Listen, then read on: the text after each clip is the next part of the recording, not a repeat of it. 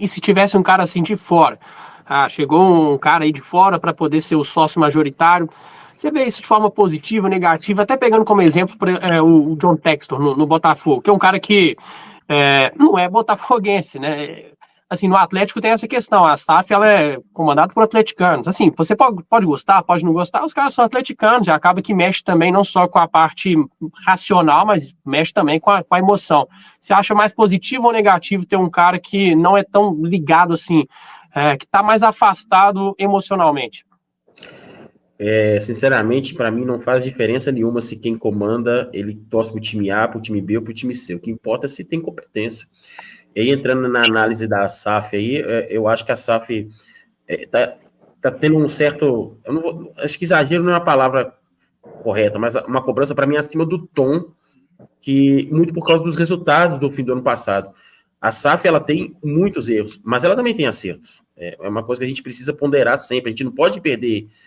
porque a gente vê alguns tipos de comentários, principalmente como torcedor, parece que o Atlético está numa das piores situações. E se você pegar um recorte, que eu faço um recorte de SAF a partir de 2020, tá vindo. Embora que oficialmente não fosse SAF, mas já era essa turma que está lá. O que aconteceu ali entre 22 e 23 foi apenas protocolar.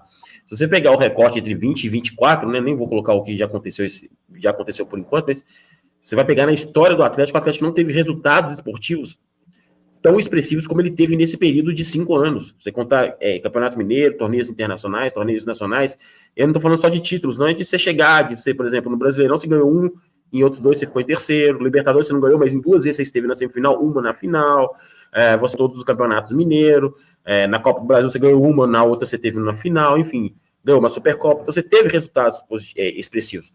Só que o que eu vejo da SAF, para mim, quando eles entraram naquele cenário de 2020, eles encontraram um momento que o mundo vivia uma pandemia, todos os clubes cortando o máximo de gasto que podiam. E eles chegaram e injetaram dinheiro. O Atlético, vocês vão lembrar, em 2020 tinha um timaço, não tinha um ataque tão forte, até por isso não ganhou o Campeonato Brasileiro. E foi algo que eles corrigiram na temporada seguinte. É só ver que a movimentação da temporada seguinte foram Hulk, Nath e Diego Costa. E o Atlético bateu o campeão brasileiro. E 21 também era ainda um rescaldo de 2020 de um futebol sem dinheiro. Eu acho que ali criou neles a sensação assim, de ser o futebol ser mais fácil do que todo mundo falava. Mas por causa desse cenário que eles encontraram. Porque eu acho que os caras são competentes, se é pro bem ou pro mal, porque eles são bilionários. Ninguém fica bilionário à toa. O cara que é bilionário, ele é competente pro bem ou pro mal. Eu não quero entrar nesse quesito, não. E eles acharam que o futebol era mais fácil do que parecia. E foi aí que eles fizeram as promessas que foram feitas e se perderam. E hoje você vê que muito das cobranças da torcida são em cima das promessas que foram feitas, né? Porque se você for olhar hoje, eu repito, para mim o time titular do Atlético é um bom time. Eu acho que você concorda, Thiago? O time titular do Atlético, eu acho que encara. Pode não ganhar, mas eu acho que ele encara qualquer clube brasileiro.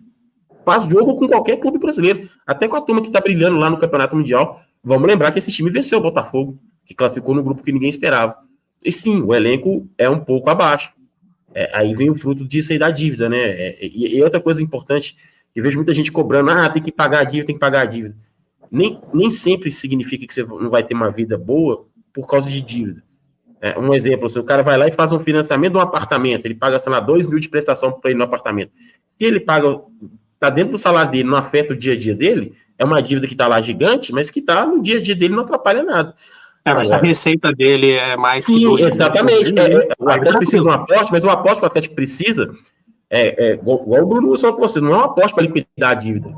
É um aporte para poder, você vê que ele fala para ajustar as coisas. Porque a dívida do Galo é na casa de 1.800 bilhão, né? Sim. Um aporte seria o quê? Seria um aporte hoje para igual o Mineiro falou, que soltou a pesquisa da Galápagos lá, que é o César Grafete. O Grafete. Ele fala que um aporte de 500, 600 milhões, o Atlético já dá aliviada. Já dá uma aliviada. Você sai do banco. O negócio é que sai da dívida bancária. A dívida bancária, onerosa. O resto é longo prazo, é tranquilo para pagar. É onerosa a curto prazo. Essa aí com 500, 600 milhões, o que seria 100 milhões de dólares, 100 milhões de euros, o que seria isso para um investidor europeu, americano, enfim, de fora da gringa não é nada. Mas a questão esse cara vai botar 100 milhões ali e não vai fazer nada, não vai querer mandar? Não existe isso. Ninguém vai botar essa grana. E a questão também, o Vitão falou sobre a questão da dívida, E, por exemplo, o meu apartamento onde eu moro hoje é financiado. Eu tenho uma dívida lá na Caixa Econômica e tal. Não é um problema ter dívida, o problema é quando a dívida sai do controle. Quando ela afeta o seu dia a dia, né, Seabra? A partir do momento que ela começar a atrapalhar seus outros custos, deixar de honrar outro compromisso, aí se torna um problema. E se a dívida do Atlético hoje, por exemplo, tivesse negociada, se o Atlético já tivesse feito, como é que chama o que o Cruzeiro fez lá? Recuperação judicial. Recuperação judicial, o Atlético não pode fazer. Se tivesse feito essa recuperação judicial, por exemplo, a coisa já estaria mais ou menos, nós temos isso aqui, vamos pagar isso aqui, a nossa dívida é isso aqui, beleza, está equacionado. Agora, o que está passando para fora aqui, e realmente está arranhando uma imagem de forma nacional até, do Atlético, que sempre teve uma imagem de bom pagador, sempre teve uma imagem de bom negociante, né, no futebol nacional, está passando uma imagem de que o Atlético está devendo todo mundo deve o Atlético também. Beleza, mas essas coisas vão sucedendo. E quando o Cuiabá entrou, da forma como entrou, por exemplo, dá uma arranhada.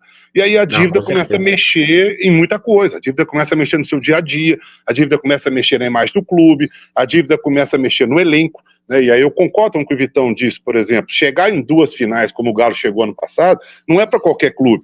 É muito interessante você chegar na final de Libertadores e o Cuiabá perdeu, faz parte do futebol, mas chegou nas 2 finais, 90 e tantos times entram na Copa do Brasil, 2 chegam, e o Atlético foi um deles. Então eu acho que, ok, foi legal aquilo ali, mas aí o Galo vem desidratando seu elenco, muito por conta da dívida. E se a gente pegar o elenco desse ano, para mim é um elenco que não disputa, não vai disputar. As 3 competições que o Galo tem, beleza, pode privilegiar uma e largar 2 para lá, ou fazer o contrário, mas para mim não briga. O Galo hoje, com o elenco, não o time eu concordo com o Vitão disso, para mim o time briga, mas o elenco, e aí vamos falar de elenco de contusão, de suspensão, de convocação e etc., para mim não briga.